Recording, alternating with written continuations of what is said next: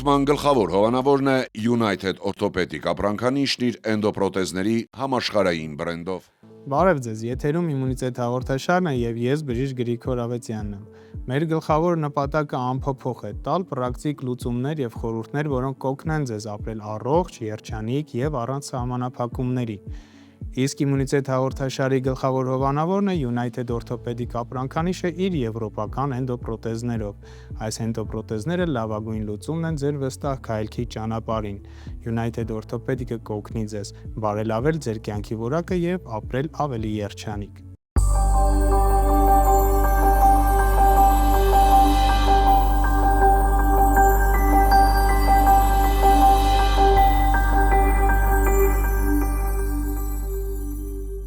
Գրեթե ոչինչ չեմ ուտում, բայց միևնույն է գիրանում եմ։ Առավոտյան արթնանում եմ արդեն իսկ հոգնած, ոչինչի հավես չունեմ եւ ես կամքի ուժ չունեմ, չեմ կարող քաղցր չուտել։ Այս ամենը մենք անընդհատ լսում ենք, շատերիս է այս ամենը ծանոթ եւ մենք մտածում ենք, որ ծույլ ենք եւ չունենք կամքի ուժ, սակայն մենք այսօր եկել ենք կոտրելու այդ միֆը եւ ձեզ ավելի լավ հույսեր եւ լավ տրամադրություն տալու ինչ որ չափով, քանի որ դա կամքի ուժի խնդիր չէ, այլ դրանք հորմոնների խնդիրներ են։ Այս լուրջ խնդրի մասին, ճարպակալման եւ 21-րդ դարի ամենատարածված խնդրի մասին այսօր կխոսենք էնդոկրինոլոգ Լուսինե Աղաբաբյանի հետ։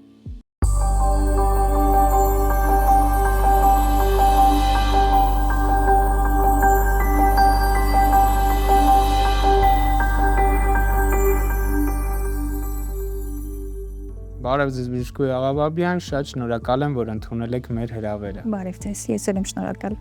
Եվ միանգամից անցնենք ամենակարևոր եւ ամենասպասված հարցին, եւ հարցը վերաբերվում է 21-րդ դարի համաճարակ հանդիսացող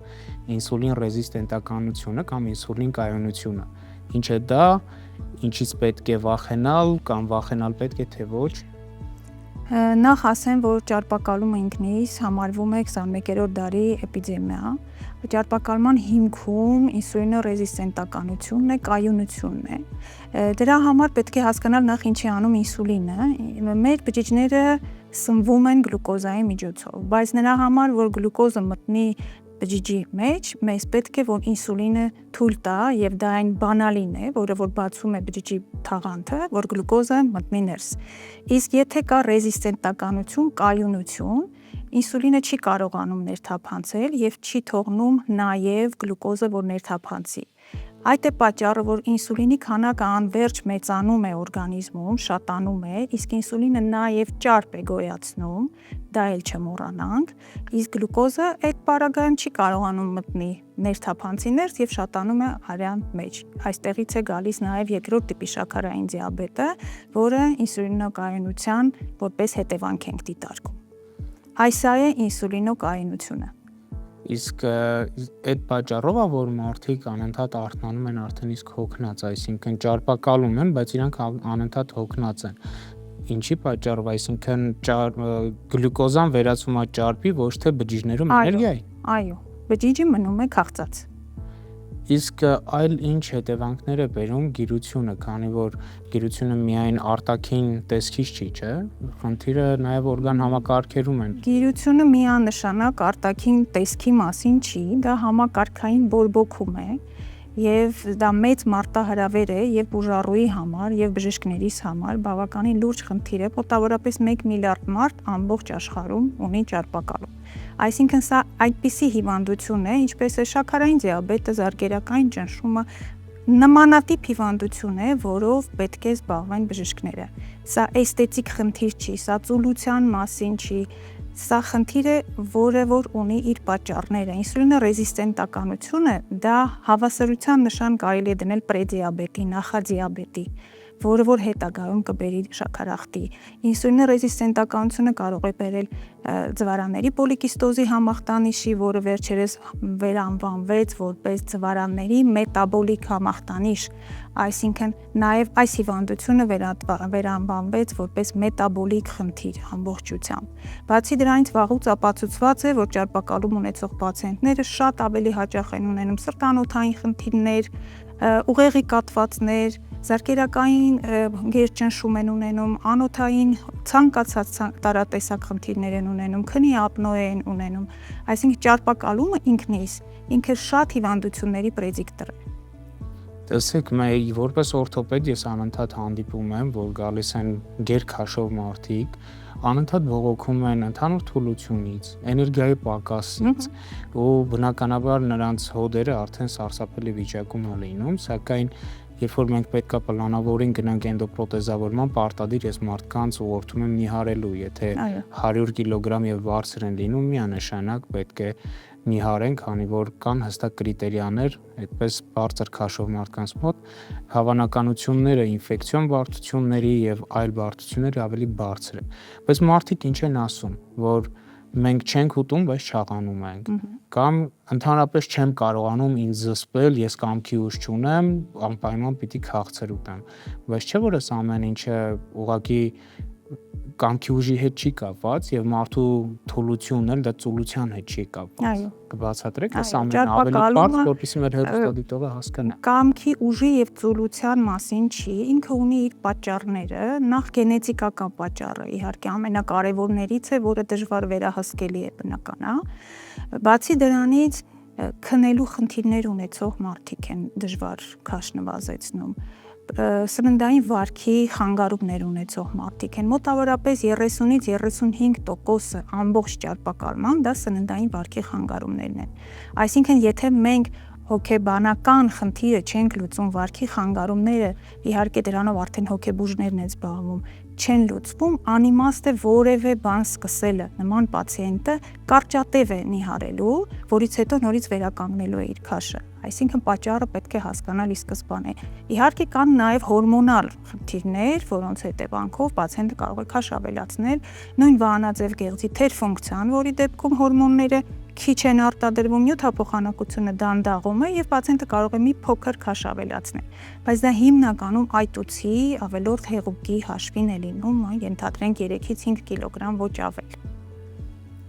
Հասկանալ, ուղղակի այտուցի հաշվին է լինում։ Իսկ կան դեղորայք, որոնք որ օգտագործում եք նիհարեցնելու համար, այսպես ժողովրդական լեզվով ասած նիհարեցնելու կամ ավելի ճիշտ կլինի ասել նյութափոխանակությունը կարգավորելու համար։ Որոնք են։ Իհարկե կան նմանատիպ պրեպարատներ, GLP-1 ագոնիստները, Ozempic, Mounjaro, այդ պրեպարատները, որոնց մասին հիմա շատ խոսվում է հոլիվուդյան աստղերի շնորհիվ, բավականին շատ բարձրաձայնվեց այս պրեպարատների մասին, բայց մենք այդ պրեպարատների հասնելու համար պիտի փոխենք վարքագիծը, պիտի կարգավորենք սննդային վարքը, պիտի կարգավորենք ապրելակերպը, պիտի կարգավորենք քունը, ֆիզիկական ակտիվությունը, նոր հասնենք դեղորայքային բուժման։ Այսինքն, եթե մենք այս ամենը չենք արել, ուղղակի նշանակել Ozempic նիհարելու համար բավականին սխալ է, որովհետև որ պահից դուք Ozempic-ը դադարեցրեցիք, քաշը վերականգնվելու է, քանի որ դուք վարքագծային փոփոխություններ չեք կատարել։ Այո, պրեպարատները շատ լավ աշխատում են, այո, ունեն հատուկ ցուցումներ, նրանք նշանակվում էին ի սկզբանե որպես շաքարախտի պրեպարատներ, ի սկզբանե, հիմա արդեն հաստատված է նաև ճարպակալման համար սեմագլուտիդը, բայց պիտի նշանակի միայն բժիշկը բավականին շատ հետազոտություններ անելուց հետո եւ ինքնուրույն անվերահսկելի սրսկվել պրեպարատները չի թույլատրվում։ Իրենք ունեն իրենց կողմնակի էֆեկտները։ Ինչ կողմնակի էֆեկտների մասին է։ Կողմնակի էֆեկտներից կարող է լինել գաստրոպարեզը, կողմնակի էֆեկտներից կարող է լինել սրտխառնոց փսխումը, լուծ կամ փորկապություն կախված պացիենտից, կողմնակի էֆեկտներից կարող է լինել սուր պանկրեատիտը, խոլեցիստիտը, բացի դրանից կա վահանաձև գեղձի ուռուցքի տեսակ, որի դեպքում անթույլատրելի է նշանակել այդ պրեպարատները, մեդուլար կարցինոմաների մասին է խոսքը։ Բավականին վախենալու բաներ ասեցիք, բժշկուհի ջան, բայց եկեք արդեն մի քիչ լավ բաներից խոսենք, չէ որ արդեն բժշկությունը բավականին զարգացել է բնականաբար եւ ոչ մի բան դատավճիռ չի, ոչ մի ախտորոշում դատավճիռ չի։ Եկեք մեր բուժառուներին, այս դեպքում բուժառուներին չէ, մեր հեռուստադիտողին ուղիղ փոխանցենք, թե ինչ է իրեն սպասում։ Լավ, մեր հեռուստադիտողը ունի ավելորդ քաշ, գերքաշ է եւ իր մոտ որոշակի ախտանշանները տեսավ մեր հաղորդումը եւ եկավ ձեր մոտ որպես գերքաշով բուժառու։ ինչ է իրեն սպասում, ինչ փուլեր է անցնելու եւ ինչ է պետք այդ ամենը ունենալու համար։ Նախ պետք է հասկանալ պատճառը։ Եթե մենք պատճառը գտանք, արդեն աշխատել այդ հիվանդության հետ հնարավոր է եւ հեշտ է։ Ուղղակի մի շատ կարեւոր բան եմ ուզում ասել մեր բուժառուներին, ճարպակալումը բուժում ենք ամբողջ կյանքի ընթացքում։ Ճարպակալումը կարճատև բուժելի հիվանդություն չի։ Եթե կա առավել եւս ժառանգական նախատրամադրվածություն, այս հիվանդությունը բուժվելու է ամբողջ կյանքի ընթացքում։ Երբեմն գալիս են, ասում են 2 ամիս Օզեմպիկ սրսկվեմ, արագ նիհարեմ, միջև ենթադրենք նշանդրեքս, հարսանիքս եւ այլն։ Այդպես չի։ Դուք կարող եք 2 ամսվա ընթացքում նիհարեք, քաշը նվազեցնեք, ձեր ուզած թիրախային թվին հասնեք, բայց դադարեցնելուց հետո կարող եք կրկնակի ավելացնել բոլոր կողմնակի էֆեկտները ներառելով։ Այսինքն պատճառը հետևանքային կապը առաջնայինն է, որը որ մենք պիտի նախ հասկանանք ինչն է պատճառը, պացիենտին բացատրենք ինչ է սպասվում, պրոգնոզը այդ ամեն ինչի, նոր միասին հասնենք նրան, որ պրեպարատով ենք նիհարում, արդյոք պրեպարատի կարիք ունենք թե ոչ։ Գուցե կարգավորելով սննդային վարքը, գուցե կարգավորելով քունը, մենք կարողանանք հասնել մեր ուզած քաշին եւ այլևս կարիք չունենանք ներարկումների։ Շնորհակալություն շատ հետաքրքիր պատասխանի համար, իսկ հիմա եկեք անցնենք հաջորդ շատ հետաքրքիր հարցին՝ կորտիզոլ։ Ինչ է կորտիզոլը եւ ինչ պետք է իմանան կորտիզոլի մասին մեր հեռուստադիտողները։ Ցավոք սրտի կորտիզոլի հետ վերաբերվող բավականին շատ միֆեր կան սոցկայքերում եւ մեր պացիենտները շատ հաճախ ուղղակի մեկ անգամյա կորտիզոլ ստուգելով որոշում են, որ իրենց մոտ խնդիր կա, բայց դա ստրես հորմոն է եւ ուզում եմ ասել, որ էնդոկրինոլոգիական հիվանդություններից բավականին լուրջ ու շատ հազվադեպ հանդիպող հիվանդությունների դեպքում է լինում բարձր կորտիզոլ կամ ցածր կորտիզոլ։ Ճարպակալման հետ նրան կապել պետք չի։ Շատ ավելի այլ պատճառներ կան, քան կորտիզոլ։ Իսկ եթե կա կորտիզոլի դիսբալանս, պարտադիր պետք է դեղորայքային բուժում ընդունել, թե Եթե հնարավոր է մակերիկամային ֆունկցիայի խախտում է, իհարկե, անպայման պետք է, բայց դա մակերիկամային ֆունկցիայի մասին է խոսքը, ոչ ճարպակալման։ Շնորհակալություն։ Իսկ ես հիշեցնեմ, որ Իմունիտետ հաղորդաշարի գլխավոր հովանավորն է United Orthopedic ապրանքանիշը իր եվրոպական էնդոպրոթեզներով։ Այս էնդոպրոթեզները լավագույն որոշումն են ձեր վստահ քայլքի ճանապարհին։ Եղեք առողջ եւ երջանիկ։ Հաղորդման գլխավոր հովանավորն է United Orthopedic ապրանքանիշն իր էնդոպրոթեզների համաշխարհային բրենդով։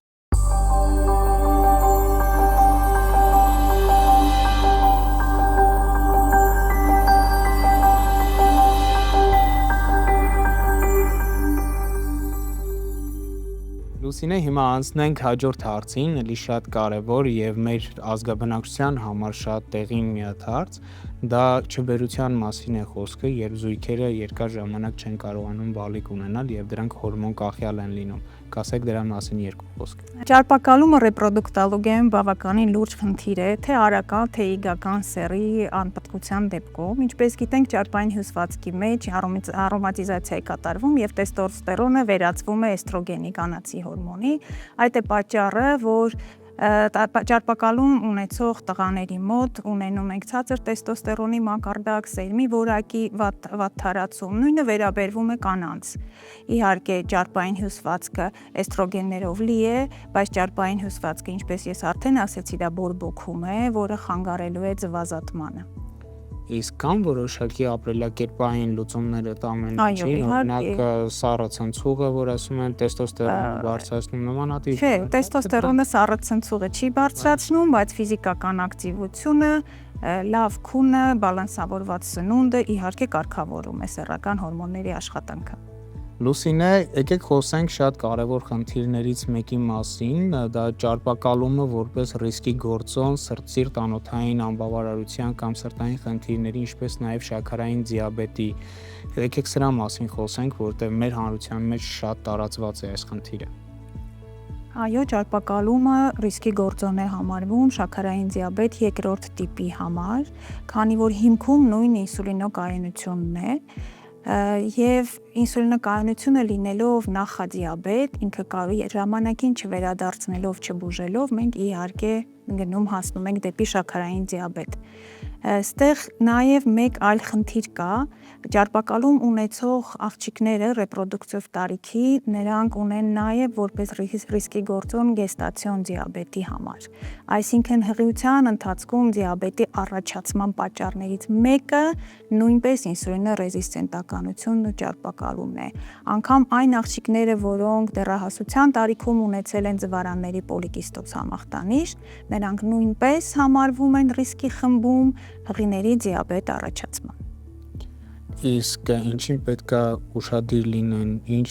գանգատներ պետք է տեսնեն, որ հասկանան արդեն իսկ բժշկին դիմելու ժամանակ, քանի որ ոչ միշտ է, որ ճարպակալումը լինում է արտաքինից եւ մենք ունենք նաեւ վիսցերալ ճարպակալում։ Եկեք ցես կարևոր շատ ավելի վտանգավոր է վիսցերալ ճարպակալումը, այն ճարպը, որը օրգանների շուրջ է կուտակվում, նա ավելի վտանգավոր է եւ շատ ավելի մեծ ռիսկի գործոն է սրտանոթային պատահարների, քան ենթամաշկային ճարպը։ Ճարպակալման մասին խոսելիս կարևոր է իմանալ մի բանաձևի մասին, որը շատ հեշտ կարող է ցանկացածը որոշել, արդյոք ունի ինքը ճարպակալում թե ոչ, դա մարմնի զանգվածի ինդեքսն է, որը որ հաշվարկվում է կիլոգրամները բաժանած հասակի քառակուսին։ Եվ նորման միջև 25 է։ 30-ից համարում ենք ճարպակալում եւ նախա ավելորդ քաշ ենք համարում 25-ից 29։ BMI-ը, մարմնի զանգվածի ինդեքսը միջև 25-ը համարում ենք նորմալ։ Իհարկե ինքը 100%-ով չի խոսում ճարպակալման մասին, մենք լավ հասկանում ենք, որ այն մարդիկ, որոնք շատ լավ զբաղվում են ֆիզիկական ակտիվությամբ եւ մկանային զանգվածը ավելի մեծ է, նրանց BMI-ը կարող է լինել բարձր։ Քանի որ մկանի քաշը շատ ավելի ծանր է, քան ճարպի քաշը։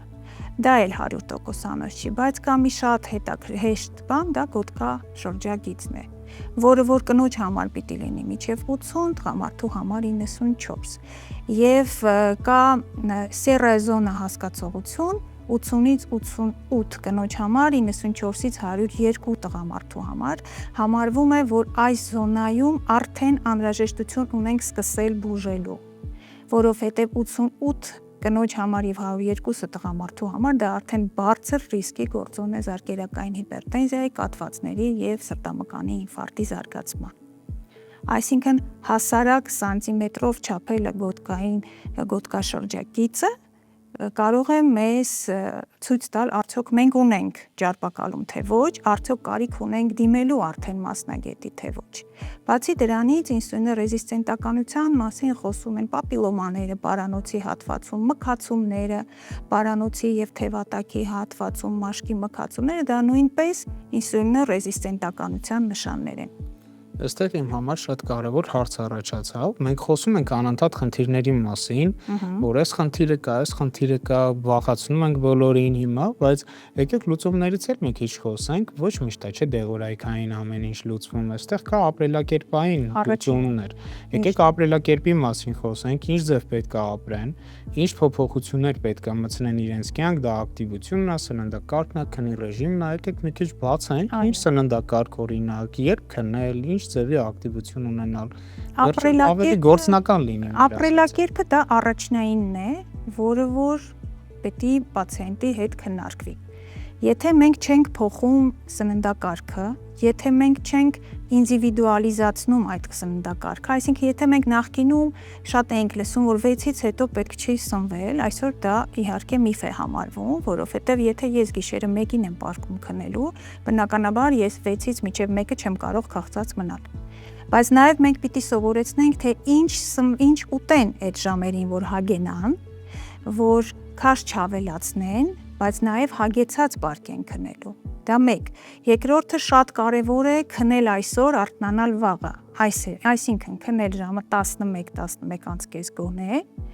արթնանալ հաջորդ օրը։ Դա էլ է կարևոր ցուցանիշ, որովհետև եթե մեր մելատոնինը չի բարձրանում, մեր ստրես հորմոնները չեն նվազում օրվա ընթացքում հավաքած մեր քրոնիկական ստրեսը։ Լավ, այսինքն դա էլ է կարևոր ցուցանիշ։ Բացի դրանից մենք շատ երկար խոսում ենք սննդակարգի մասին, բայց շատ կարևոր է, երբ պացիենտը ձեզ բերում է սննդային իր օրագիրը, որը որ մի քանի օրվա ընթացքում է գրում եւ ինքը ձեզ հետ միասին սկսում է քննարկել, թե ինչն է ինքը սխալ անում։ Եվ այդտեղ ինքն էլ է տեսնում ինչն է ինքը սխալ արել։ Երբեմն պացիենտը ուտում է ոտքի վրա, երբեմն պացիենտը արագ սննդի կետերում է ուտում, որովհետեւ ուղղակի ժամանակ չունի, իսկ դա ածխաջուր է հիմնականում եւ շատ ավելի քիչ է լինում կլիչատկա։ Բջջանյութը։ Եվ այսօրվա դրությամբ մենք օրվա ընթացքում անհրաժեշտություն ունենք 400-ից 800 գրամ բջջանյութ ուտելու, եթե չենք ուզում գիրանանք, եթե չենք ուզում, որ մեր կերած այն մեր մենտալիտետի մեջ շատ ընդունված մսեղենը դանդաղ յուրացվեն, չգնա դեպի ճարպ եւ չունենանք հետագայում ճարպակալում։ Այսինքն եթե մենք ճիշտ ենք ուղեգրում պացիենտին, թե ինչ ձևով ինքը սնվի, հաշվի ենք առնում նաև իր ապրելակերպը, աշխատանքը, քնի ռեժիմը, այդ ամենը պիտի հաշվի առնենք ինդիվիդուալ։ Չկա սխեմաներ, որոնք բոլորի համար են աշխատում։ Ինչքան ուսումնասիրում ենք այս հարթակը, շատ հետաքրքիր մի բան կա, մարդիկ, որ անցնում են տարբեր ճանապարհներով, գիրությունից, նիհարել, սպորտային կյանք, ակտիվություն, բիզնես դպրոցներ, այս ամեն ինչի մեջ շատ բարձր մակարդակի գիտեք դրված է եւ էնդոկրինոլոգիական խնդիրները, որ հետեւում են, եւ սննդաբանական։ Ամենավերջում միշտ հումորով ասում են ամենալավը տատիկի բաղադրատոմսն է, ամենալավ ու ճիշտը տատիկի բաղադրատոմսն է, ուղղակի պետք է հիշենք, որ ժամանակին մեր մեծերն էլ մեզ անընդհատ խորհուրդ էին տալիս, որ սկզբից բանջարեղեն, հետո կենդանական սպիտակուցներ, միշտ այդ իհարկե ոչ այդ բառերով, բայց մեզ միշտ բացի դրանից սկզբից բանջարեղեն ավելի շատ ենք քայլել։ Հիմա ամեն ինչ ուրբանիզացված է, ամեն ինչ հեշտացված է եւ մենք որևէ բան չենք անում, մենք նստած տեղից ամեն ինչ անում ենք։ Հիպոդինամիան ամենալուրջ խնդիրն է մեր բոլորի։ Դե եկեք մենք կոչ անենք նաև մեր հեռուստադիտողներին, որ լինեն ավելի ակտիվ, քանի որ ակտիվությունը դա առողջության հիմքն է եւ ունեցեք օրագրեր կամ մի ունեցեք օրագրեր ուղղակի ճիշտ սնվեք, եղեք ակտիվ եւ բարելավեք ձեր կյանքի որակը։ Կարծում եմ սա մեր օրվա ամենամեծ խորհուրդը կլինի։ Եղեք առողջ։ Լուսինե, մենք խոսեցինք հիմնականում կոնսերվատիվ պահպանողական լուծումների մասին եւ եկեք հիմա խոսենք ճարպակալման ամենաագրեսիվ լուծման տարբերակի մասին՝ բարիատրիկ վիրաբուժության։ Ինչ է դա, ինչ է բարիատրիան։ Բարիատրիկ վիրաբուժությունը այսօր շատ մեծ տեմպերով զարգանում է աշխարհով մեկ եւ Հայաստանը նույնպես զարգացնում է այդ ուղղությունը, բայց ինքը ունի նույնպես իր ցուցումները։ Այստեղ հաշվի են առնվում ուղեկցող հիվանդությունները, որոնք ունի պացիենտը, ոչ միայն ճարպակալումն է։ Իհարկե ճարպակալման աստիճանը շատ կարևոր է, բայց շատ կարևոր է նաև ուղեկցող հիվանդությունները։ Եվ լուծելով քաշի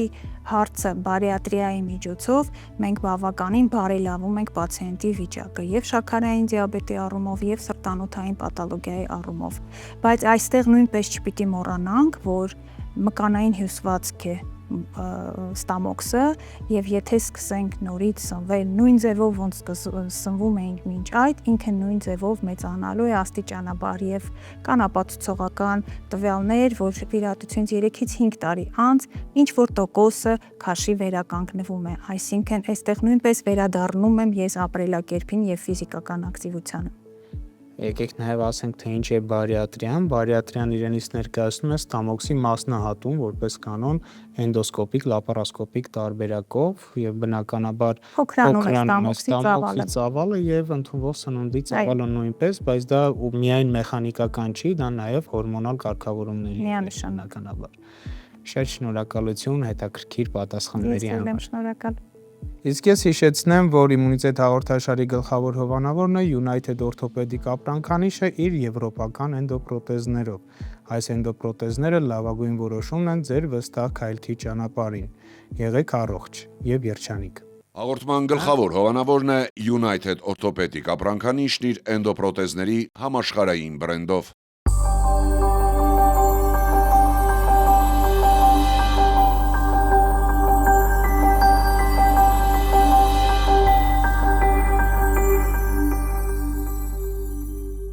Մենք հիմա անցնենք հեռուստադիտողների կողմից հղված հարցերին։ Այժմ շատ նորաձև է դարձել առանց բժշկի նշանակման գնալ դեղատնից վերցնել նիհարեցնող պրեպարատներ։ Արդյոք դրանք կարելի են թե վտանգներ են պարունակում։ Իհարկե վտանգավոր է առանց բժշկի նշանակման եւ առանց ցուցման նման պրեպարատները չի օգտագործվում։ Ոչ մի թեյ կամ հյութ չի կարող ճարպ վայրել, դրանք միայն միֆեր են։ Այո, միանշանակ դրանք միայն միֆեր են։ Շատերը վախենում են դիմել էնդոկրինոլոգի, քանի որ վախենում են, որ դեղ կնշանակի, դրանից հետո կգիրանանք, կուրչենք։ Այո, հորմոններից մեր ազգաբնակչությունը շատ վախենում է, բայց միշտ չի, որ հորմոնալ պրեպարատները գիրացնում են։ Գիրությունը միշտ հորմոնալ հիվանդություն է, չկա այլ պատճառ։ Կա իհարկե այլ պատճառներ, հորմոնալ պատճառները 5-ից 7%-ն են կազմում ընդամենը, մնացածը կարա լինի ժառանգականություն, քնի խախտում, ֆիզիկական ակտիվության բացակայում եւ սխալ սննդակարգ սովորույթներ։ Շնորհակալություն Բժշկուհի Աղաբաբյան, շատ հետաքրքիր եւ շատ կարեւոր զրույցի համար։ Սիրելի հեռուստադիտողներ, հիշեցնեմ, որ մենք խոսում էինք 21-րդ դարի ամենատարածված խնդրի մասին՝ ճարպակալման մասին։ Այն ուղակի գիրություն չէ, այն ուղակի առանձին արտաքին տեսք չէ, այնպես որ եթե ունեք ճարպակալում, եթե ունեք այն խնդիրները, որոնց մասին մենք խոսեցինք, մի զբաղվեք ինքնաբուժությամբ, մի զբաղվեք ինքնախարազանմամբ, քանի որ դա միայն կամքի ուժի հետ կապված չի եւ ընդհանրապես սուլության հետ կապված չի ձեր խնդիրները, դիմեք մասնագետի, դիմեք էնդոկրինոլոգի եւ ստացեք ձեր պրոֆեսիոնալ բուժումը։ Եղեք առողջ, եղեք երջանիկ, իմունիտետի հետ միասին։